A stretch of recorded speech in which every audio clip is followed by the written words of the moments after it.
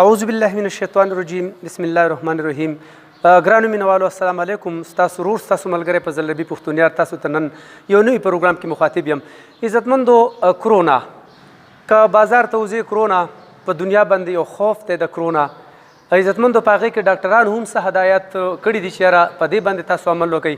موږ نن زمونږ مفتي سردراز صاحب چې الحمدلله الله دې وله ژوند ورکړي، موږ به د هغه د ژوند دپاره هم د الله پاک نه دعاګانې غواړو چې د هغه په زرګونو باندې د هغه الحمدلله مفتیان جوړ کړل او عالمان یې جوړ کړل جي، او دا په خپله هم یو عالم دین دی او د قرآن د جوز نه د قرآن د رڼا نه ډېر ښه خبر دی جي، او نورو ته هم رڼا پیلوئ.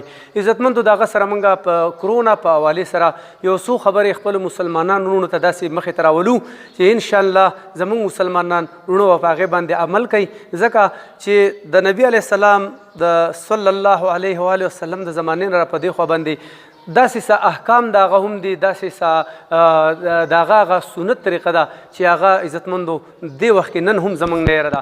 موږ به مفتي سردراز صاحب له راځو، هغه به تاسو ته د دې په حوالې سره څو خبرې کوي. مسلمانانو وروڼو ته به هغه د کرونا په حوالې سره چې دې دپاره په زمونږ په مذهب کې، زمونږ په اسلام کې، زمونږ په دین کې د دې د بچ کېدو څه لار ده.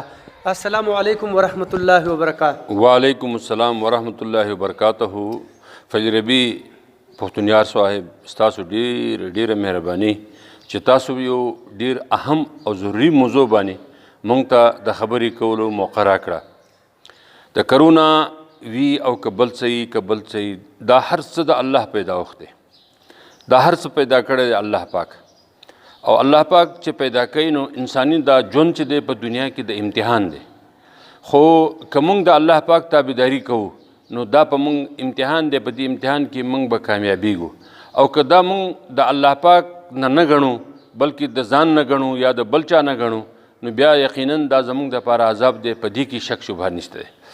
کرونا یو عالمي وبا دی چې په ټولو دنیا راغلی دی، او شک نشته دی چې تاریخ کې ما بیګا کتل نو ما ته دا خبره واضح شو چې دا 1620 نه واخله تر ننه پورې د هر سل کاله بعد په دنیا باندې یو وبا راغلی. 1620 کې هم په ټوله دنیا باندې یو وبا راغی، 1720 کې هم یو وبا راغلی، 1820 کې هم وبا راغلی، 1920 کې هم وبا راغلی، او 2020 کې دغه وبا راغی. د وبا شکلونه مختلف دي، کله د طاعون په شکل کې، کله د بل مرض په شکل کې، کله د بل مرض. دی وار چې دی دا د دې جراثیمي په حواله سره راغلی دی.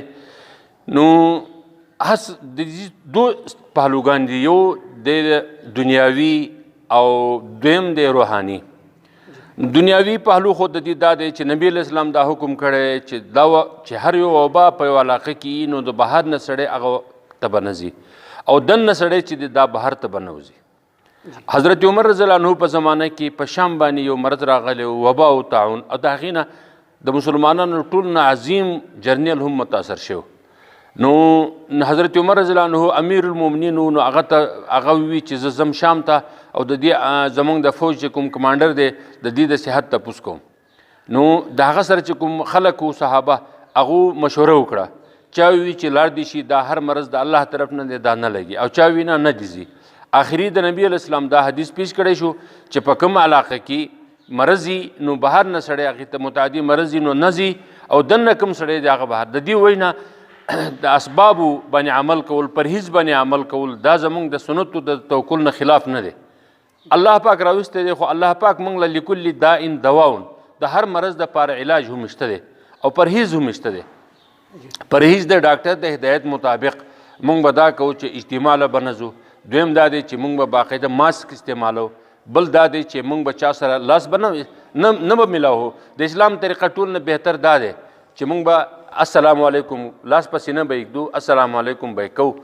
او دا مرض په دې مرض سره متاثر کېدو زیات امکان چې دی د هغه هلکانو دی چې د 15 کال نه لاندې، او زیات متاثر کېدل امکان د هغه خلکو دی چې د 50 سال نه ابا وي. دې دواړو دپاره پرهیز دا دی چې چا سره لاس مه میلاوئ، چا سره غاړه کیږئ به نه، او هر سړی چې دی د خپل د لاسونو د انځلو انتظام وکړي، بار بار اوبه وڅښئ، ځکه چې دا جرثومه په مرۍ کې انخلي او دغه ځای کې نقصان کوي. نو د دې دپاره دا پرهیزونه دي، دا علاجونه دي، دا الله پاک موږ ته ښوولي هر مرض دپاره علاج. او الله ته رجوع کوئ، استغفار کوئ، خپل واړه چې دی په اسلام باندې وګرځوئ، خپل کور والا خپل ماحول د دین جوړ کړئ، الله نه معافي غواړئ په اجتماعي طور سره، انفرادي طور سره. او الله پاک چې دی په دې باندې موږ له به قابو راکړي، موږ به یې قابو مومو. د هیڅ ناممکنه نشته دی او اعصابو باندې دباو مه راولئ، یریږئ به نه، بلکې استغفار باندې زور ولګوئ، بلکې په الله په دین باندې زور ولګوئ. نو په دې سره الله پاک به زموږ نه د مرضونه به هم ختم کړي، عذابونه به هم ختم کړي، او د هر شی زموږ د امتحان دپاره الله پاک دې موږ له توفیق نصیب کړي. د یری هېڅ خبره نه ده، بالکل مه یریږئ. دا چې کوم احتیاطي تدابیر دي په دې باندې عمل کوئ، او استغفار او مانځه پابندي او دین باندې عمل، دا د ټولو کوشش کوئ. الله دې تاسو ته اجر نصیب کړي، تاسو بچ کړي. جزاکم الله مفتی صاحب، جزاکم الله. عزتمندو، د مفتی صاحب خبرې تاسو واورېدلې. الحمدلله هغه موږ د دین په روشنایي کې، د دین په رڼا کې موږ پوه کړو. که موږ سوچ وکړو عزتمندو، نو کرونا به یا راځي یا به نه راځي، مرګ غالبا را روان دی. نو عزتمندو، که موږ چېرې دومره سوچ د دې کرونا ونه کړو او په مرګ باندې موږ سوچ وکړو چې یاره راتلونکی وخت چې دی کرونا به یا راځي یا نو، مرګ خو کل نفس ذائقة الموت، هغه ان قریب هغه راتلونکی دی. نو انشاءالله زموږ د الله پاک نور هم په ځان ایمان مضبوط کړي، زموږ د الله په قرآن ایمان مضبوط کړي، زموږ د الله په کتابونو، زموږ د الله په ملایکو باندې، او الله پاک ته زموږ د دین روښانه لکه په تیاره کې چې مشال وبلېږي دغسې دې موږ ته وګرځئ. د مفتي صاحب هم ډېره مننه کوم، جزاکم الله خیر. دا خپل پروګرام نن غواړم بل پروګرام پورې خپل ورور فضل ربي پښتون له اجازت راکوئ. سره د مفتي